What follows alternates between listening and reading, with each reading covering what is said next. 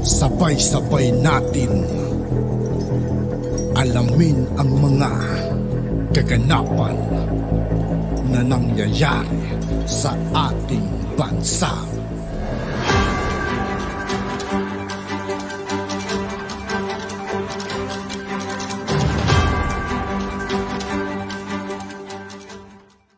Yo, what's up mga kaibigan? This is I2K po again. Ngayon nandito naman ulit tayo sa channel ni Philippines Trending News. Dito naman ulit tayo magbibigay ng komento at reaksyon. Kaya samahan niyo ako guys. Let's go! Kaaway na naman si Robin Padilla at si Trillanes. Isang ex-senator at isang current senator. Alam niyo mga kochero, for the most part, and I've been very vocal about this, no, pagdating sa posisyon ni Senator Robin sa China. I'm not a fan of yung posisyon niya. I would say na kahit binoto ko siya, mali siya dun sa punto ng sa China.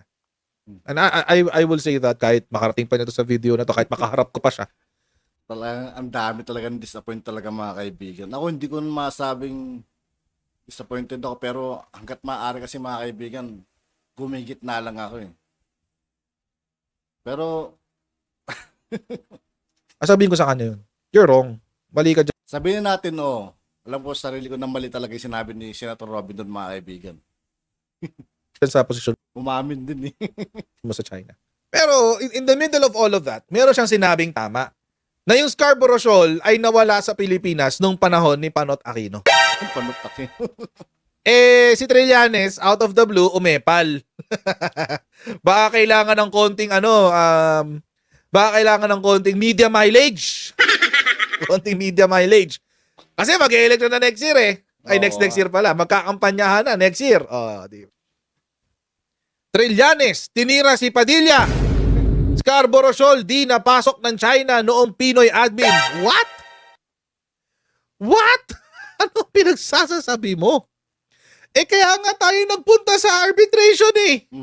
Kaya nga tayo napunta sa arbitration kasi nawalan tayo ng control sa Scarborough. Ito naman to si Trillanes, sundalong kanin. Bakit? Sundalong kanin. Yuhu! Trillanes. Bakit sila nagkaroon ng gulo? Kasi 2 weeks ago si Ronald Llamas nagpunta sa Politiscoop. Mainstay naman talaga siya ng Politiscoop, ng politiko. Mainstay talaga siya doon. Siya yung siya yung parang daily doon. Tapos every now and then may lumalabas-labas lang na pro-admin. Pero that's few and far in between. Si Ronald Llamas talaga yung mainstay ng Politiscoop. Tapos si Ronald Llamas nagsabi, nakulang daw sa research si Robin Padilla. Yan. Sumagot dyan si Robin. Ang sabi niya, hindi ako yung kulang sa research. At wag kayong umepal kasi lumipas na yung panahon nyo. Yan, lumipas na yung... Basag agad si Trillanes dun mga kaibigan. Lumipas na yung panahon nila at wala naman silang nagawa. Wala silang ibang ginawa kundi isisi sa naarang administrasyon at kundi manira ng manira. Yung panahon nyo. At hindi na kayo, at nung panahon nyo, nawala ang Scarborough Shoal. Totoo naman kasi yun. Wala silang nagawa. Literal. Nagsalita si Trillanes out of the blue. Sabi niya, hindi nagustuhan ni Trillanes ang pahayag ni Padilla. Pinunto na walang nakapasok na barko at walang ipinatayong base ang China sa panahon ni Pinoy. Ha? Paano nangyari yun? Nakapasok na nga sila sa Baho de Masinloc. Kaya nga tayo nagpunta sa arbitration court eh. Dahil unawain nyo na lang si Trillanes mga kaibigan. Nagbabaka sakaling makalusot yan sa Senado. Pero di niya alam, wala. Wala nang pag-asa yan mga kaibigan. Ayaw nilang umalis doon sa Scarborough. Ang sinungaling. medyo ang sinungaling guys. Pasensya na. Pero hindi ko matake. Medyo sinungaling ng slide. Grabe. Ito yung buong statement niya sa Twitter. Ito sabi niya, can anybody from the Senate media ask Senator Padilla what is the basis of his statement that we lost Scarborough during the Pinoy admin? Ito daw kasi yung facts. Wala raw Chinese ships sa loob ng Scarborough. Talaga? Talaga ba? Walang Chinese reclamation or base on Scarborough Shoal.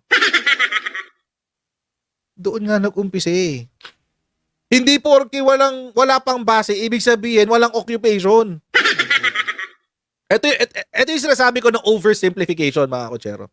Simply put, there is no physical, take note ha, kinwalify niya yung statement niya, walang physical na occupation by China or Scarborough.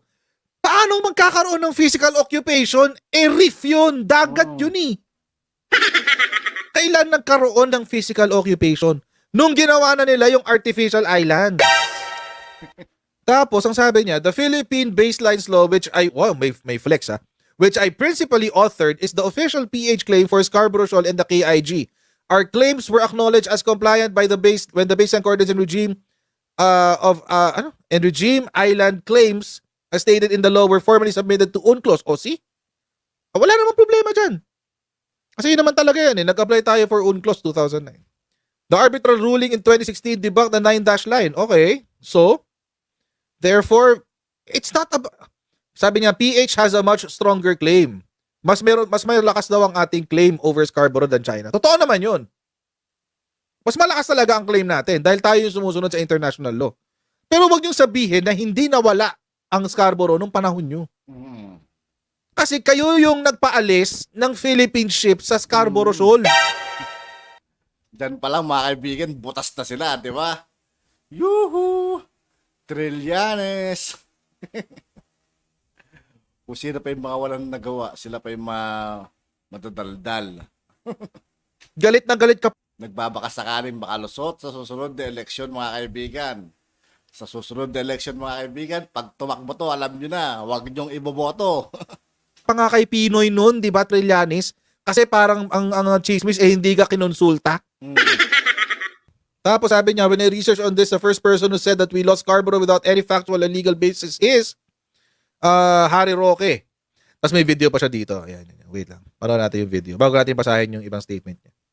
I'd just like to confirm that from the defense officials, did we lose Scarborough Shoal? Is China occupying Scarborough Shoal right now to the extent that we can say that we have lost it? I think that statement has been going around, but we need to confirm if that is really the case. Did we lose Scarborough? So, can we get a more definitive answer to that, Secretary Garcia, sir? We have not lost Scarborough. We have not lost that is subject of our arbitral case at the moment. Panahon ni Pano to, malamang sa malamang. So it's buhay pa yung arbitration. To say that the Chinese have occupied and annexed Scarborough Shoal. Okay, it's not very accurate at all. Okay, but I totally understand because that term has been loosely used in the media, so people tend to assume that it's true. But definitively, Secretary Garcia said we have not lost Scarborough. See? Alam niyo mga kotsero, mukhang hindi ko alam kung paano naging senador to si Atril. At yun nga po mga kaibigan, dito po nagtatapos ang ating reaction video. Muli, ako po si I2K ng Sundalo ng Dunggalo at 811. Maraming salamat sa patuloy na pagsuporta. Yeah, peace out.